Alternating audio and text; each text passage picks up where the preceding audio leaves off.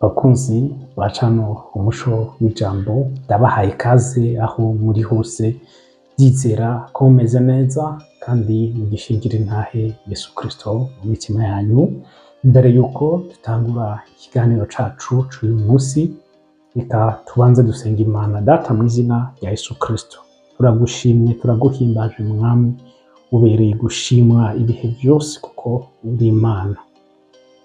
Tugushimiye ku rukundo wadukunze ugatanga umwana wawe w'ikinege kugira ngo adufire, tuze dupfe rubi ahubwo turonke ubugingo. Turagushimye uyu munsi ko turi umuraganwa na Kristo. Turagushimye uyu munsi ko turi abana bawe Mwami.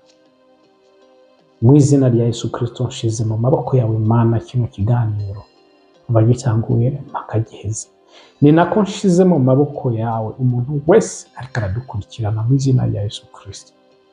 Reka Uwiteka Imana mugendere umusange. Ndasaba ibendera ryawe ry'intsinzi rihungabane muri kino kiganiro. Reka intumbero yawe Mwami isohore muri kino kiganiro mu izina rya Yesu. Ivyo wateguye gukora ubikore mu izina rya Yesu. Muhimu yera uzura abantu bose bariko badukurikirana mu izina rya Yesu Kristo. Reka ubugombe bwawe bube Mwami. Urakoze, tubisavye Imana mu izina rya Yesu Kristo, amen. Yesu nashimwe. Kumbure no bwa mbere ubanye natwe mu biganiro vyacu vya misi yose. Ku mazina nitwa David Nitunga, izina ry'igikorwa and Bishop, akaba ari jewe ndakubana namwe mu biganiro vya misi yose, ari vya video canke n'ivy'amaudio, aho twigira hamwe ijambo ry'Imana muri Bibiliya. Rero nimba utarakora sabone, nagira ngo ngusabe ukore sabone kugira uzurabana natwe mu biganiro vyacu vya buri munsi, ibiganiro bigufasha kumenya no gutahura ijambo ry'Imana urugezo rutandukanye, ku buryo ufise n'ikibazo na kimwe tukikwishura, bibaye ngombwa tugakora ikiganiro bitewe n'ikibazo uba wabajije, kuko ijambo ry'Imana ni itara rimurikira mu nzira zacu. Rero ahantu hose hatari umuco haba hari umwijima. Rero ntidukeneye ko abana b'Imana baguma bafise umwijima, baguma bagendera mu mwijima, ariko reka ijambo ry'Imana ritubere itara, twigisha ukuri, abantu bamenye ukuri, hama bidegemvye. Kuko hari ibibazo vyinshi usanga abana b'Imana bafise, bagenda kubaza ba pastori babo, ba bishop babo, ndetse n'abandi bantu ntibabahe ukuri. Rero baba bakeneye aho bagenda kubaza ikibazo cyose cyose bakaronka inyishu. Rero nimba wahisemwo umuco w'ijambo, turaguha umuco kw'ijambo ryose ufise. Yesu nashimwe. Umuco turawuguha kugira ngo ubashe gutahura. Rero kora sabone uzifatanya natwe misi yose. Yesu nashimwe. Boneho gushimira abantu mwese mwamaze gukora sabone, namwe mwese mudahinyeshanya kuguma mupostinga ibiganiro vyacu mu magroupe murimo ahantu hose. Imana ibaho umugisha, nabo basabiye mu izina rya Yesu Kristo. Imana ibagure kandi ibagure mu mwuka no mu mubiri. Yesu nashimwe. Murabizi yuko tumaze igihe tuvuga ishuri rigiye gutangura, n'ubu turasubiyemo tubivuge. Ishuri tugiye gutangura, ishuri rizokwigisha abantu bifuza by'ukuri gukorera Imana, bafise umuhamagaro w'Imana bagomba kugeza kuri ubutumwa bwiza. Iryo shuri kazomara indwi 15, hamukaronka impamyabumenyi mpuzamahanga. Yesu nashimwe. Hama ukabona kugendaho Imana ariko iraguhamagarira. Rero impapuro canke amaformulaire, amaforms yo kuzuza yaramaze gukorwa, arahari. Umuntu yakeneye kwiyandikisha ngaho. Ururimi rukora ni Icongereza, kuko iryo shuri ishuri mpuzamahanga, ariko nimba uvuga ikirundi ntuze witinye. Yesu nashimwe. Nimba uvuga ikirundi canke icyongereza atari cishi ntuze witinye, ushobora kuraba ukuntu ufashwa nawe. Yesu nashimwe kugira ngo ubashe kwiga. Rero muhawe kaza ari ibibazo mubaza ku ishuri, nimero ngaho imbere zirahari kugira ngo amakuru yose mwifuza kumenya muyamenye biciye ngaho. Yesu nashimwe.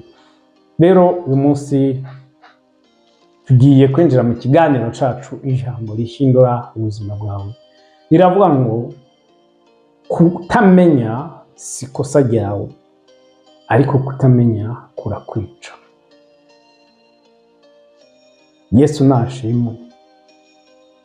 Rimwe na rimwe turagerageza nko kubona mu ibarabara iyo dutwaye nk'imodoka canke turiko tugenda n'amaguru canke turi ku makinga, amamoto n'ibindi, ko haba hari ivyapa bidusigurira ngo hajya hariho ikona canke hariho idodani.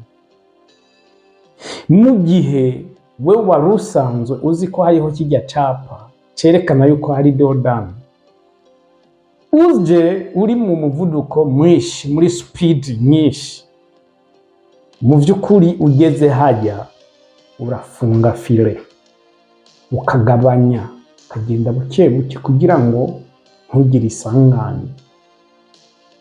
Kuko ni waza n'ijya speed nyinshi ugaca ku idodani, ndakubwiza ukuri accident iraza kuba, n'imodoka yawe irononekara, nawe ubwawe ubononekara. Ariko kubera bashizeko icapa kikumenyesha yuko hariho idodani, ucu funga ukagabanya speed wari kuragenderamo. Rero ivyo bigaca bigufasha kutagira za ngorane ziko imodoka yawe yononekara, nawe uhagiriye ingorane, nuko no kugira kononera abandi vyabo canke kugonga abandi, kwica abandi bantu bari iruhande. Kuko murabizi imodoka igize isanganya ntiyononekara gusa canke ntiyonona umuntu ayitwaye, n'abandi ku ruhande. Ni kubera iki rero? Kubera bamenye baritwararika nibashika ku idodani bakagabanya kugira ngo birinde kandi barinde n'abandi bantu babakikuje muri iryo barabara. Ariko iyo uje ugasanga hari dodani ata capa gihari, wewe ntavyo umenya ko hari dodani, ubandanya speed wari ufise. Nimba ariko uragira mu 120 canke 100 ubandanya kujya, uza kubimenya wanasamaye, uza kubimenya wumva imodoka iri hejuru, ukaza kumenya ati hajya hari dodani, ati ntavyo namenye. Canke uriko uratambuka ahantu hari kinogo, mwibarabara kenshi iyo hari kinogo barashiraho ibintu n'uduti na tujya dupapuro tumeze nka reflector tukwereka, kera tujya tugozi twera n'udutukura, yes, tukwereka yuko ngaha ahantu hari kibazo. Ariko tudahari ukagenda ukahaca neza, ufise confidence uvuga ati ahantu harakomeye, nta ngorane n'imwe hari. Ariko mu vy'ukuri hageze ni kibazo uragwamwo, utwaye imodoka canke ari uw'amaguru uragwamwo. Ariko ni kubera iki? Ni kubera utigeze ubona ikintu na kimwe kikumenyesha yuko ahantu uri kuraca hari kibazo. Ariko kutabimenya si kosa ryiwawe, ariko birakwica. Rero niyo mpamvu iri jambo ririko riravuga ngo kutamenya si kosa ryiwawe, ariko kutamenya kurakwica. Yesu nashimwe. Rero uyu muntu ariko aratwara imodoka, uyu mushoferi, kuba atazi mwibarabara ko hari dodani si kosa ryiwe. Kubera iki? Siwe yakoze ibarabara, kandi siwe ategerezwa gushiraho ico capa cerekana yuko hariho idodani. Ariko kuba atari kosa kwiwe, ukutamenya rero sasa kwiwe afise kuraza kumwica. ntaza kwirinda atwara imodoka buke buke, we wagira muri speed nyinshi, hama agire gute agonge iyo dodani asimbe hejuru, ubwo ya affect n'abandi bantu bari ku ruhande, abici canke abononere ivyabo kubera iki kutamenya. Rero niyo mpamvu ikintu cyose ukwiye kuja mu kintu uzi canke ukeneye ubumenyi, ubanze kumenya ivyo bintu urimo ese urabifitiye umuco, kugira ngo ntupfe kubijamwo utabizi, kuko bishobora kukwica. Yesu nashimye, hari abantu benshi birirwa biroha mu mabizinesi, ugasanga n'utwo yari afise turiko turagenda kubera iki atabizi.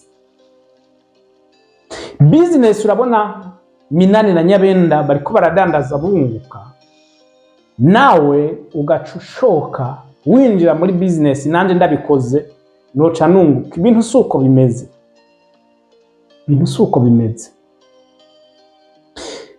kubera ariko utabizi, utazi ingorane bahura nazo muri iyo business, utazi ukuntu bipfuza ati business jewe numva noyita nkayihera.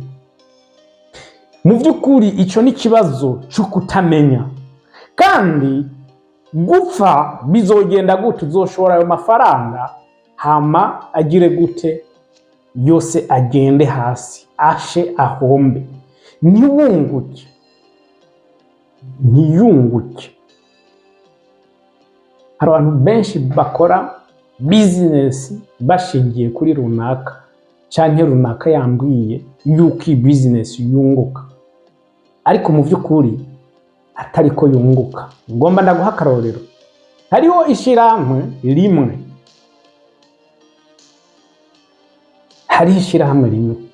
nimba ari ishirahamwe sinzi, ariko iyo company ya Aloe Vera, iyo canke handi menshi kumbure murayazi.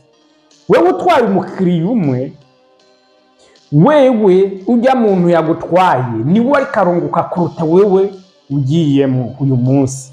Barakwereka amaproduit n'ibindi bafise, mu by'ukuri bakaguharurira bakagukorera inyungu n'ibindi, ariko wewe uri kurinjizamwe abantu baguma binjiza, ni wewe uri kurunguka gose kurutana wa muntu yinjiye, kuko benshi muri bo barinjira bagatanga nayo mahera $100, $200 canke $300 n'ibindi by'ukuri bakayatanga, kuko bibwira yuko bamaze kwinjira muri iyo business bazoca bunguka. Ariko urarondera no muntu akugurira iyo produit, ntivyorosha akakubwira ati naniwe no kugura ikiro cy'umuceri canke cy'ibiharage, noza kugura uyu muti ungana gutya, mbega izo ngwara nzozigwara gute ntariko ndafungura.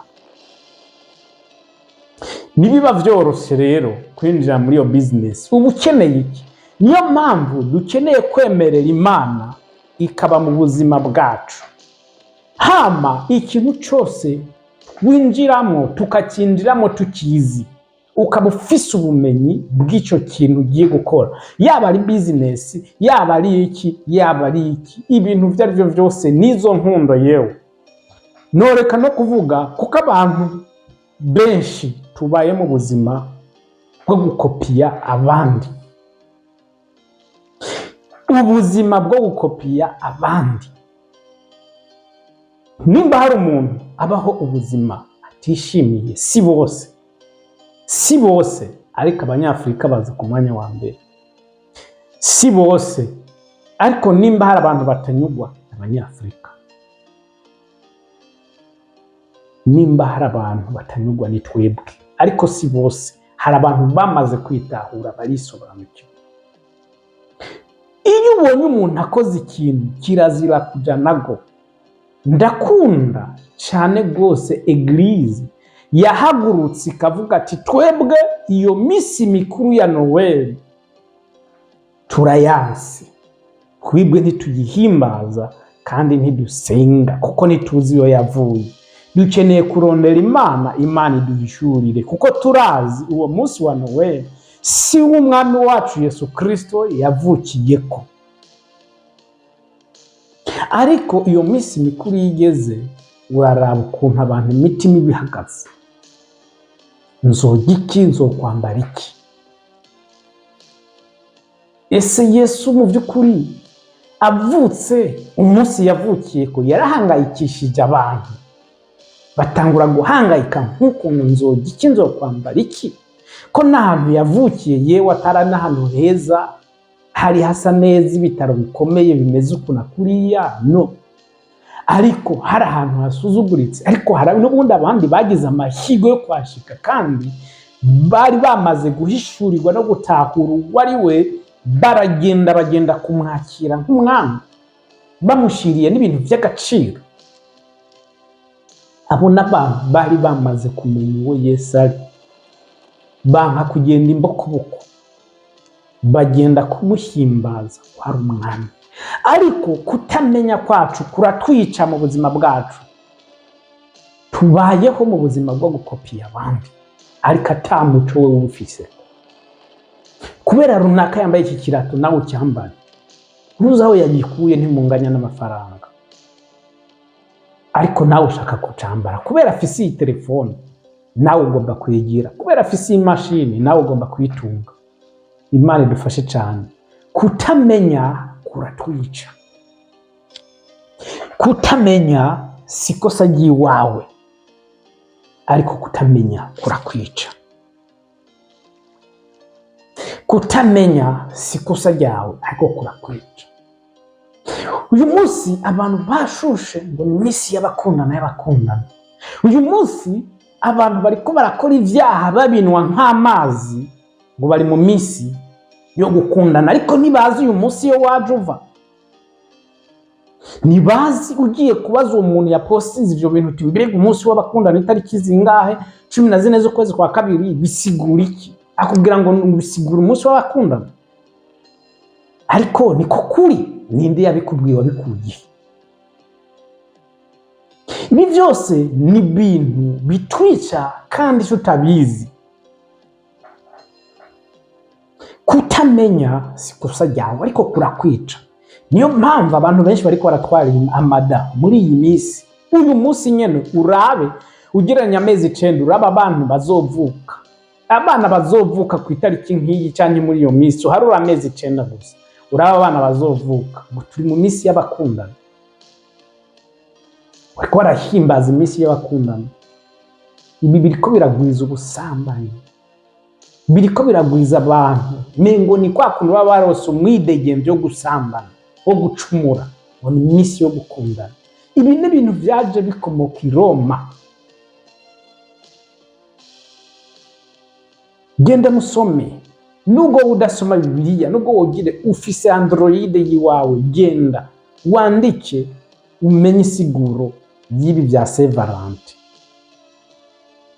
Ariko uyu munsi usanga abantu babaye abandi bantu mu mitwe yabo bahangayitse, mbega umukunzi wanjye nza kumutwara, umusheri wanjye iki n'ibindi. Ukutamenya si kosa ryawe, ariko kurakwica. Kuko umaze kumenya icyo bisigura n'icyo ari cyo, ibintu byose ukora ubikoresha ubwenge. Nk'uko umushoferi atwara imodoka amaze kubona yuko imbere hariho ipankarite imwereka yuko hari dodane cyangwa ikinogo n'ikindi, agabanya agakoresha ubwenge bwiwe. Mu by'ukuri niko abana b'Imana uyu munsi dukwiye kumera, kuko biragoye, birababaje kubona isi iriko irahimbaza iminsi mikuru ugasanga n'umwana w'Imana ariko arifatanya n'iyo minsi mikuru atanazi n'icyo isigura. Atanazi n'icyo isigura.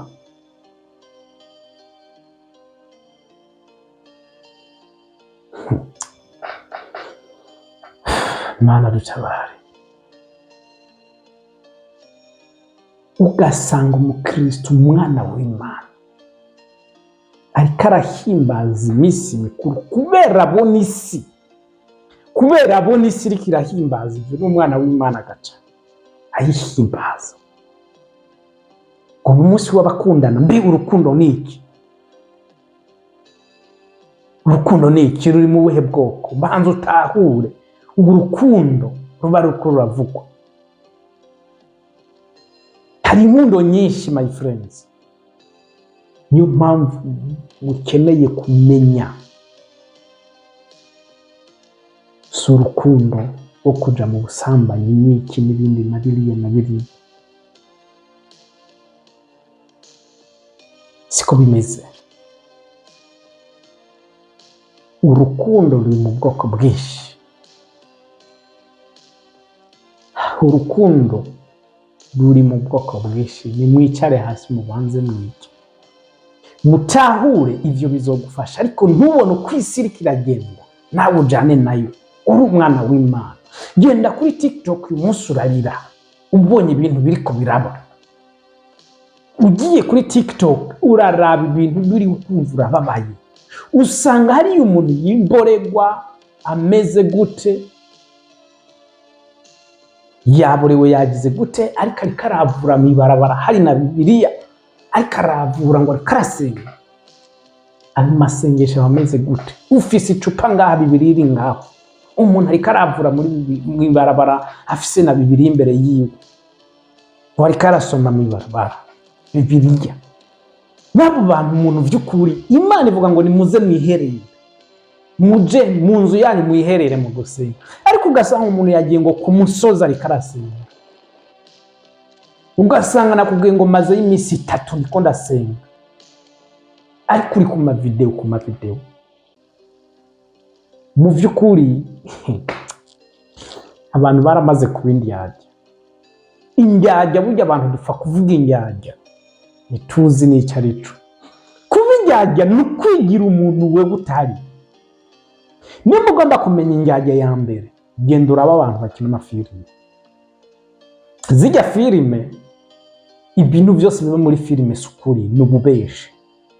Rero abana b'Imana canke aba bantu by'ukuri benshi bamaze kuba nk'abantu b'abakinyi ba filime, uburyo aja gusa kuri TikTok bamubone ariko atari karasenga, atamani murimo. Abantu bakurikira ubujuju gusa bubuzuye nta bindi. Umuntu afise imyaka 40, 50, 60 ariko ari kuri TikTok, kandi n'umuntu anavuga ngo azimana, ariko arambara ubusa, ariko aragira ibiki, ukaraba umuntu iyo Mana avuga irihe, k'ivyamwa vyampwemu yera bitamuri muri we. Ariko ingorane n'iki ni ukutamenya, kuko niyo ugerageje kubigisha canke kubabwira barakwereka yuko boba bari smart, they are better than you, they know more than you. Nivyo bakubwira ko bazi vyinshi no kukurusha, kandi arabahinga abantu bari smart kukurusha. Bino suko kutamenya sikosa giwawe. Abana b'Imana murakwiye kwitandukanya n'iyisi. Isi irateza indirimbo namwe mugaca muyikiriza. Gute nimuzi abantu bariko barakoresha izo TikTok, ntimuzi nyene TikTok, ntimubazi, nimuzi isi ukuntu iriko irababona.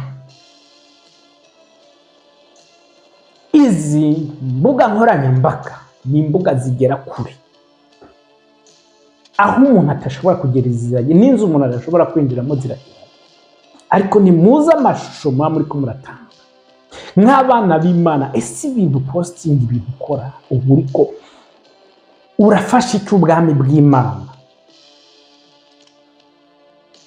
Ubu uriko urakora iki? Uriko urafasha iki? Ariko kubera ubona abandi bakobwa bariko babikora, nawe uri hariya nyene. Kubera ubona abandi bagabo canke abandi basore babikora, nawe ariko aho kumara umwanya munini uriko urawukoresha mu bwami bw'Imana. Mission dufise nuko icaremwe cose zina umwana w'umuntu amenye ubutumwa bwiza, kuko arafise uburenganzira bwo kumenya ubutumwa bwiza no kumva ijambo ry'Imana. Ariko ufise telefone, ufise amamega active y'ukwezi anarenga, ariko ntushobora kuyakoresha uyavyaza umusaruro mu bwami bw'Imana. Ariko kutamenya sikosa giwawe, ariko kutamenya kuzokwica. kutamenya kuriko kurica abantu benshi, ukutamenya kuriko kurica abantu benshi. Abantu barakeneye kumenya ukuri, isi irarusha ikeneye kumenya ukuri. Igisi fondasiyo yayo ni kinyoma, yubakiye ku kinyoma. Niyo mpamvu uje uvuga ukuri iyi si kugwanya, kuko isi yama ukuri, isi niyifuza kumenya ukuri. Ariko niwaza uvuga ikinyoma, isi izogukomera amashi. Nta wundi wo guhindura isi atari wewe. Igisi ntizokwihindura. Abana b'Imana mwahamagariwe kuvuga ukuri. Misiyo dufise ni uko ubutumwa bwiza bugera kure, ku isi yose. Ndamusome muri Matayo 28. Yesu yabwiye abigishwa biwe ati nuko rero nimugende mu mahanga yose, uwizera wese mumubatize. Uyu munsi kugera mu mahanga atandukanye biroroshe n'umwanya mutonyi, kuko izi mbuga nkoranyambaga zigera kure. Ariko ugasanga umuntu ariko arazikoresha ibintu bidafise akamaro. Uburyo ubwami bw'ijuru bukuraba, akavuga atewe twarafishije. Ariko hari n'abandi bariko barazikoresha babivyaza umusaruro. Imana ibishimiye, Imana iriko irahindura ubuzima bwa benshi biciye kuri izi mbuga. Nimuze tuhaguruke, abo batazi uko kuri tukubabwire bakigupfa.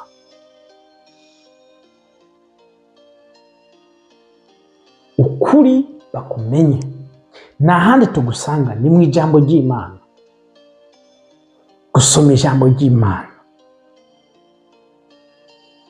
Dawidi yaravuze ngo bana banje, umwana wanje, icara hasi kwanza ubanze wigisha.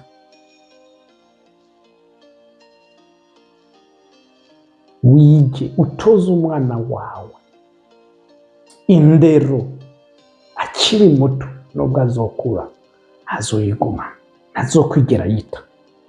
Yesu nashimwe, ntazokwigera yita. Kubera iki? Kubera yigishijwe, kuko waramuhaye indero, waramwigishije, waramubwiye ukuri, waramubwiye ivyica n'ibiticha, waramubwiye ivyica n'ibikiza, waramweretse dodane n'ahatari dodane. Yesu nashimwe. Bituma arinda imodoka yiwe nawe yirinda ubwiwe, kandi arinda n'ikibanza. Ariko iyo atamenye ko hari dodani, imodoka iraguruka iramuhitana, kandi ihitane n'abandi bantu. Kutamenya si kosa ryawe, ariko kurakwica. Hari ibintu byinshi winjiye mutanamenye utazi, ariko uyu munsi ukicuza ati kubera iki nabigiyemo. Ariko umaze kubibona ejo ntiwobisubiramo, kuko urazi icyo wahuriyemo. Abandi baravuze ngo umuntu ntatinye ishyamba, atinya ibyo bahuriyemo. Rero hari nimba hari ikintu wahuriye muri iryo shamba, iryo shamba uraribona ukavuga ati sawa nimeze neza, ariko sinokwinjiramo. Kubera iki? Kubera hari ikintu nabonyeyo hariya. Kuko yaramaze kumenya ukuri kw'iryo shamba.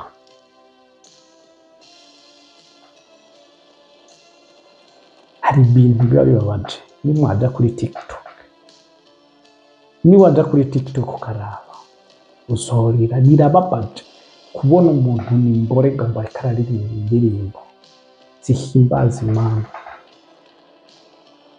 Abantu bari nyuma y'ibihumbi n'ibihumbi. Yesu yaciye avuga ngo ese impumyi yorongoye iyindi? Eka da, zose zogwa mu cyobo. Ijya n'impumyi arigirishije, ariko arakina amafilime ngaho arira yiririsha kugira abantu bamukurikire. Baba nifanye nini, asante, nini na nini, ibintu mwene ibyo. Ariko afise abantu ibihumbi n'ibihumbi ko bariko baramukurikira, bakurikirana ubujinga bwiwe buri mu mutwe wiwe. Yesu yarabivuze ngo impumyi ntiyorongora izindi kuko zose zibona. Rero weraba impumyi yoyo ntiziyirikiraje hamira rongoye izindi iti twagiye uza guca ngaha. Iki kiza kuba bose ni hariya barapfa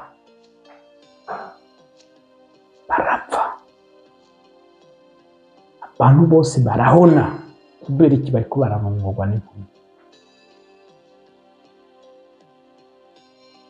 Abantu bariko bararongorwa n'impumyi.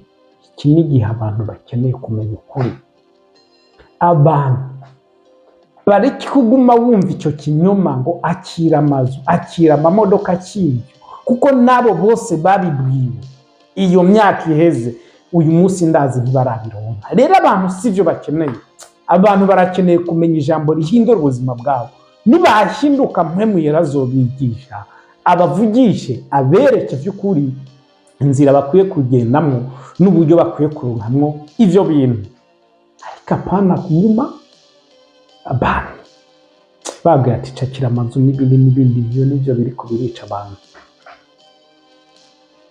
Kutamenya sikosa ryiwawe, ariko kutamenya kurakwica. Imana ishimwe Yesu yaciye avuga ngo muzomenya ukuri, ukuri guce kubaha kwidegembya. Umaze kumenya ukuri ko mwibarabara uri kuracamwo hari dodani, uridegembya ugategura ubwenge bwawe ukamenya ati mu metero zingahe nashikaho ndaza kugabanya umuriro, canke ntware imodoka yanje kuri speed ingana ukunuku, kugira ngo ntagira gute naza guteza ikibazo imodoka yanje nandi ubwanje canke n'ikibanza. Ariko mu gihe utaramenya ukuri, ugihangana nayo masanganya, ukigonga, ukigira iki, kubera iki ntuzi, uramenya nta kuri ufise. Kandi kutamenya kwawe sikosa ryiwawe, ariko wewe kurakwica.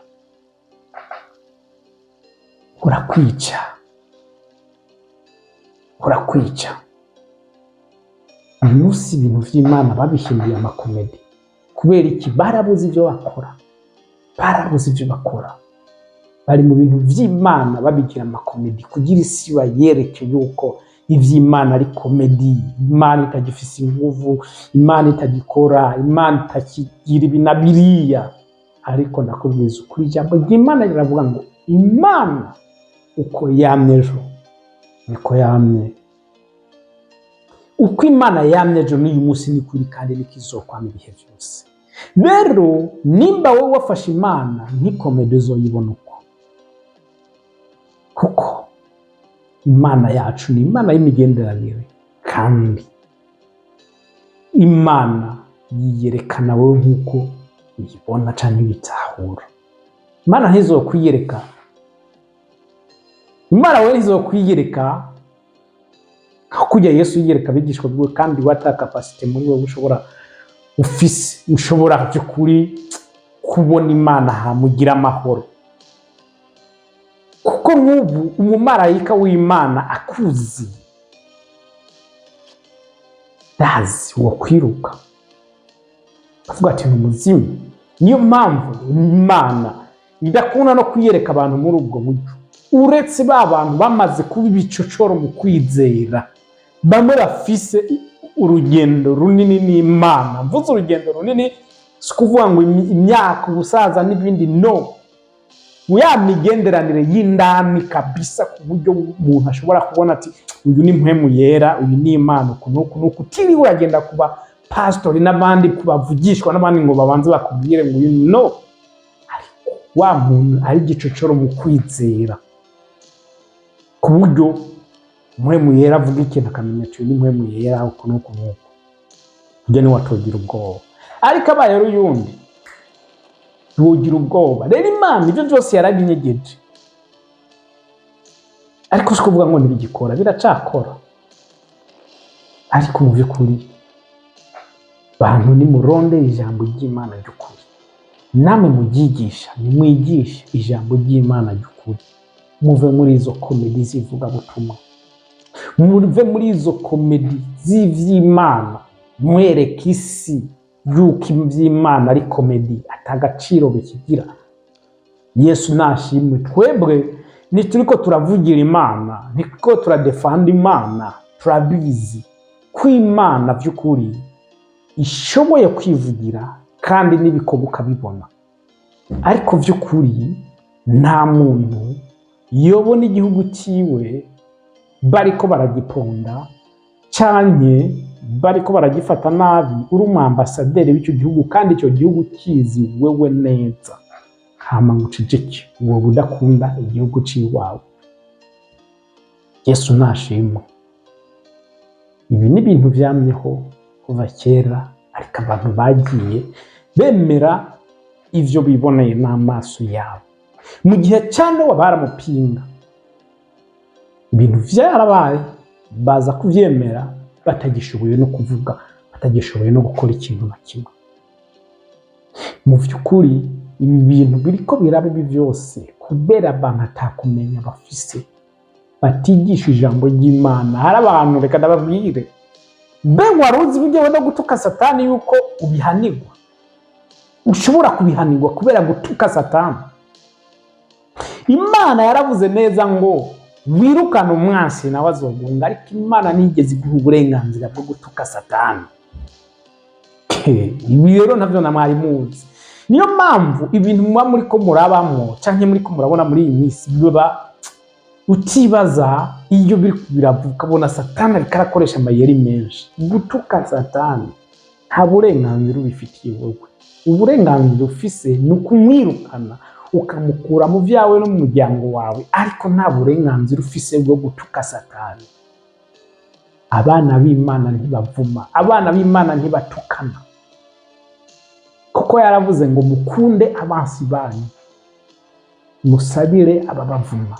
Ariko nta bushobozi ufise bwo gutuka Satani, nubwo umubona amaso muyandi ukamutuka ngo ndagututse urakagira icyo urakamba ibi na biriya, uriko uratuka Satani ahubwo uri umunyabyaha mubi, wihane. Satani arakuraba agaseka akavuga ati kabisa uyu ni umwana wanje nkunda cyane, kuko Imana ntiyigeze iguha uburenganzira bwo gutukana.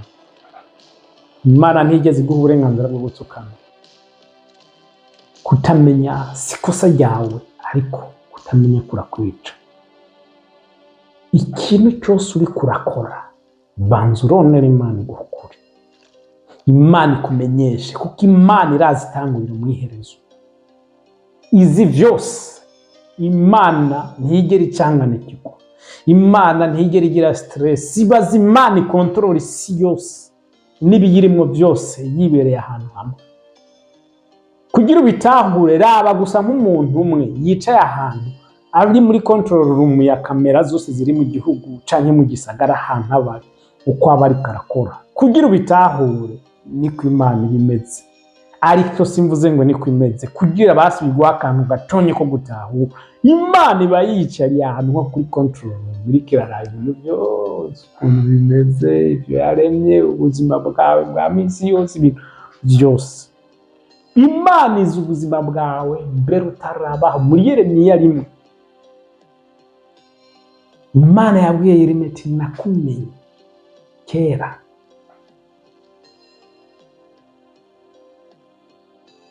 kera tarabaho.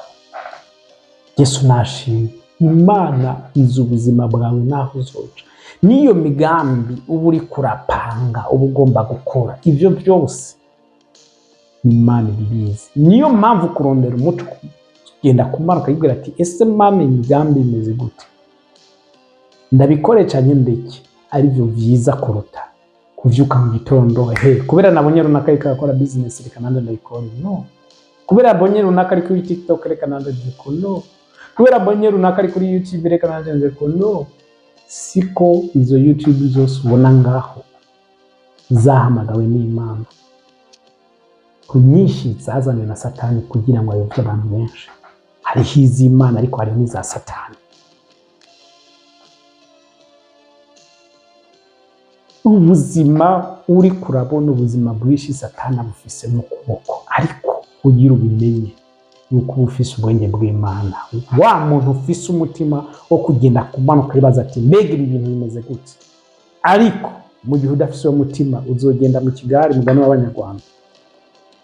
ugende nyine nk'ikitazi, ugende nk'impumyi, amaruhiro uzokwitora mu cobo. Yesu nashimwe. Ngira ijambo rimwe tugiye gusoma ryonyine umurongo umwe. Hosea ibice ni 4 umurongo wa 6 turasoma mu izina rya Yesu Kristo. Ni Imana yari kirivugira kubera ababisirayeli baguma bagwa mu vyaha bakagera iki bacumura ku Mana. Hamwe icubahiro cabo Imana yagihindura amaborogo. Kubera iki? Ivyaha vyabo. Umurongo wa 6 haravuga ngo abantu banje baranduwe no kutagira ubwenge. Abantu b'Imana ngo baranduwe no kutagira ubwenge. Rero nimba udafise ubwenge wewe, nusabe Imana ubwenge izobikuha. Imana izoguha ubwenge kwa gusa niwayirondera ukabusaba. Ariko nutagira ubwenge, nakubwiza ukuri uzoranduka ntakabuza, kuko kutamenya sikosa ryawe, ariko urakwica. Ariko Imana ishimwe kuri kurumva kandi uri kurabona. Ubu nigihe ukwiye kuvyuka ukikanguruka mu mwitiro, hamugatangura kugira gutse kumenya ubwenge no kubukoresha. Abantu banje baranduwe no kutagira ubwenge. Wewe ko wataye ubwenge, nuko nanjye nzoguta. Yesu nashimwe. Ubwenge ni Imana. Nimba ata Mana ugira wewe mu buzima bw'iwawe, uzoranduka, uzopfa, uzohona. Rero ko wataye Imana, nayo izoguta. Business yawe itangura Imana itayirimo. Mukanyije hasi utangure gwe Mana ko wemeye ko biba. Ibi ni ibintu bibabaje kubona umuntu atanguye business ugasanga ari kararira agenda ku Mana ngo ko wemeye ko mpomba, kandi Imana utigeze uyihamagara imbere yuko utangura iyo business yawe. Waragiye urapanga imigambi ni yawe, urarondera amafaranga mu bagenza hana hariya, utigeze ufata n'umwanya na muto wo gusenga Imana uyibaze, ese Mana iyi business ndayikore, wumve ico Imana ikubwira, wumve ico Imana kwishura muri iyo business, nawe ukajya hariya Imana irabimbwiye, kubera ivyumviro vyawe biriko birakinira mu mutwe no mu mutima n'amaranga umutima yiwawe yako kazi, kubera ivyo ubona uzokunguka. Ariko ejo bigaho mugatangura kuja kurira imbere y'Imana ngo ko wantaye. Barakubeshe. Imbere yuko utangura ivyo bintu, nimba ushaka yuko Imana iba muri business yawe, kutafashe intambwe yo kubanza gusenga ndetse ukaniyiriza. Kuko abantu biyiriza kubera bafise ingorane gusa. Reka twiyirize no bundi buzima busanzwe, atari kugira ngo Imana ibanze gukureka amadeni n'ivyago n'ibindi n'ibindi. Ariko no gushima twiyirize, bwira Imana turayikunda. Yesu nashimwe. Bwira Imana ati turayikunda. Wiyirize usenge Imana ati mbega ibi bintu bimeze gute, iyi business ndayikore cyane, hama Imana ikubwira. Uwo mwanya mu gihe ufise amafaranga n'ugira. Abantu benshi basenga kubera baba bakene, bafise ingorane atari uko bakunze Imana, ahubwo baba bakeneye yuko Imana igira gute ibatabara. Ariko utaye ubwenge, utaye Imana, ngo nayo izoguta. Abantu banje baranduwe no kutagira ubwenge. Wewe ko wataye ubwenge, nuko nanje nzoguta. Uzoba ukiba umuherezi wanje, ko wibagiye ivyagezo vyanje Imana yawe, nanje nzokwibagira abana bawe. Yesu nashimwe.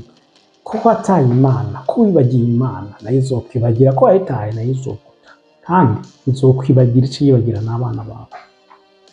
My friend, ndagira ngo ndakubwire, iga imenyereze kugendana n'Imana, imenyereze gukorana n'Imana, apana gukorana n'amarangamutima, apana n'ivyumviro vy'iwawe. Imenyereze kugenda utandukanye n'uko isi iriko iragenda. Aho isi iriko iraja si heza, kandi isi ibikeneye abantu bazorandukana n'iyi si, nishaka kuranduka yonyene. Niyo mpamvu bikeneye abantu bazorandukana nayo. Ariko ube maso, ube maso. ube maso urondera Imana umenye kuko abantu benshi baranduwe no kutamenya kurakwica ariko sikosa ry'iwawe. Rero haranira kurondera kumenya kugira ngo kutamenya ntikukwice.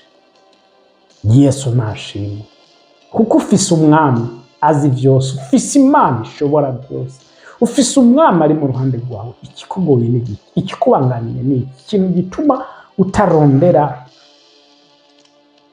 kumenya muri ivyo bintu ni iki? Ko Imana dusenga atari bayari, ko hari Imana ivuga, ariko ingorane ni wowe uyironderanye umutima wose, umutima ushaka kumenya ukuri, umutima ushaka gutahura. Nuko uyirondera ufise ibindi mu vyumviro vyiwawe, mu mutima wawe, mu migambi yawe. Niyo mpamvu Imana nayo yicecekera. Hama kubera kutamenya kwawe, ivyumviro vyawe bikakubwira ati genda ukore ibi na biriya bizogenda neza, ukanya ukisanga hasi, kuko ntiwigeze wubakira ku Mana, wubakiye ku bwenge bwawe n'ivyumviro vyawe. Mwibuke inzu yose yubatswe ku musenyi, inkukura iteye, iyo nzu iratwagwa, ariko inzu yubatswe ku rutare, nubwo umuyaga utera, isuri igasura, ya nzu iguma ikomeye. Kubera iki? Kuko yubatse ku rutare. Abari n'amatwi nimwumve ivyo mpwemo ariko arababwira. Imana ibaha umugisha. Yesu nashimwe. Ugeze mu kanya keza ko umuntu agomba kwakira Yesu Kristo no kwizeresha umutima wawe ko Yesu Kristo ari umwana w'Imana. Icya kabiri, ugaca watuza akanwa kawe, hama akaguha agakiza ku buntu. Rero nimba uri tayari, subiramo aya majambo uti: Mwami Yesu, menye neza ko uri umwana w'Imana nzima. Ndatuje akanwa kanje ko wapfuye ku musaraba ukazuka bapfuye. Nizeresheje umutima wanje kuri umwami w'abami. Yesu, ndakwakiriye mbere umwami n'umukiza w'ubugingo bwanje. Kuva uyu munsi ndahakanye Satani n'ibikorwa vyiwe vyose. Futa izina ryanje mu gitabo c'urupfu, yandike mu gitabo c'ubugingo. Savye amaraso yavuye ku musaraba kugira ngo anyose, antunganye, ankure ko karanda y'umurimo n'ingoyi zose za Satani zari zimbuje. Urakoze ko mbaye cyaremwe gishasha mu izina rya Yesu Kristo. Amen. Imana iguhe umugisha. Nshuti mukundwa, wasubiyemwo ayo majambo, ndakubwiza ukuri, kakanya n'ubwo woja mu ijuru. Rero ijambo ry'Imana rivuga ngo ufise umwana afise ubugingo, kandi mu ijuru hari mu ijuru hari impundu nyinshi gose ku bwawe. Yesu nashimwe. Hari impundu nyinshi, hari impwemu yo kuririmba no guhimbaza Imana mu ijuru aka kanya, kubera wowe uhisemo gukizwa. Rero Imana umugisha. Urakeneye